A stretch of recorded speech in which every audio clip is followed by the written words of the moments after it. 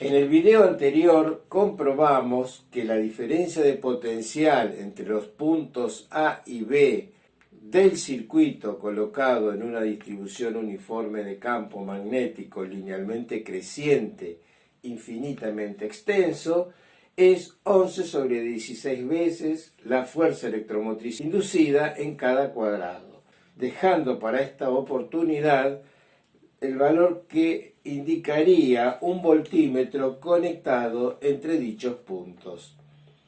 Consideremos un voltímetro de resistencia R mayúscula sub B y vamos a resolver dos ecuaciones de malla y la ecuación de un nodo. Con estas tres ecuaciones podemos resolver las tres corrientes del circuito cuyo sentido asignamos de manera arbitraria. Las ecuaciones de malla son del tipo suma de fuerzas electromotrices en el lazo igual a suma de caídas de potencial en el lazo. Las fuerzas electromotrices tienen signo positivo si las recorremos de menos a más y las caídas son positivas si las recorremos en el sentido asignado a la corriente.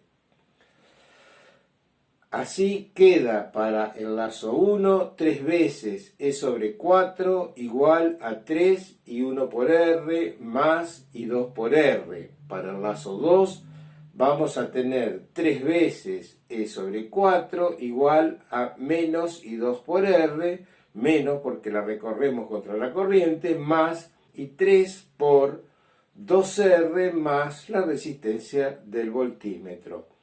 Finalmente, la ecuación de nodos de la forma suma de corrientes que entran igual a suma de corrientes que salen, en este caso para nodos n resulta I1 igual a I2 más I3. Si reemplazamos I1 en la expresión 1 tendremos 3 I2 por R más 3 I3 por R más I2 por R, quedando 3E sobre 4 igual a 4 y 2 por R más 3 y 3 por R. Despejando I2 tenemos que es igual a 3 sobre 16 E sobre R menos 3 y 3 sobre 4. Reemplazando este valor en la ecuación 2, podemos tener todo en función de la corriente I3.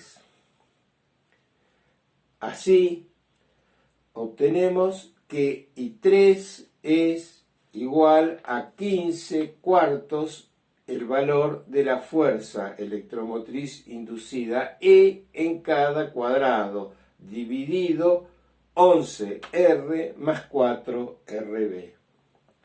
Para encontrar el valor de la diferencia de potencial entre los puntos A y B, usamos el lazo 4.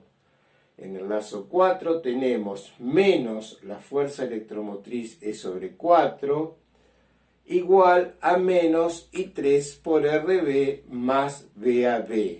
Más porque queremos calcular BAB igual a BA menos B sub B, y estamos recorriendo desde A hacia B.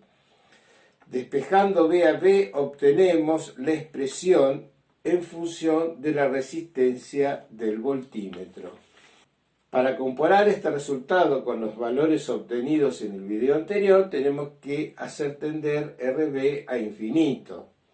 Dividimos todo por RB sobre RB para facilitar el cálculo del límite. Así podemos comprobar que cuando RB tiende a infinito, 11R sobre RB tiende a 0 y el resultado coincide con el obtenido anteriormente. Así, podemos verificar que el circuito propuesto responde a una situación física real, porque por diferentes caminos lleva al mismo resultado. Pero, ¿es realmente la situación considerada? Comenzamos calculando la fuerza electromotriz inducida en cada cuadrado y obtuvimos que vale una constante por L cuadrado que designamos con la letra E. En cualquiera de los cuadrados del circuito equivalente propuesto, la suma de fuerzas electromotrices es 3 cuartos de E. Podríamos ajustar el valor de cada fuerza electromotriz a E sobre 3 para así obtener el valor correcto para cada cuadrado. Con esta modificación resulta B a B igual a 11/12 de E. ¿Cuál de los dos resultados es el válido? Una distribución infinita de campo magnético requiere una cantidad infinita de energía para su establecimiento. Por esto, la situación que quisimos resolver no es físicamente posible.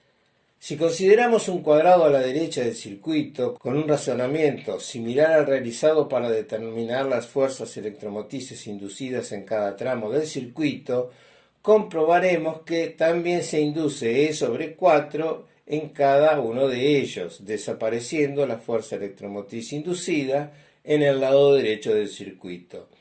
Sucede lo mismo para cualquier cuadrado que consideremos rodeando el circuito. Con esto podemos concluir diciendo que el resultado obtenido no corresponde a la distribución de campo magnético que estamos considerando. En el próximo video vamos a utilizar una distribución cilíndrica de campo magnético que nos va a llevar a un resultado válido.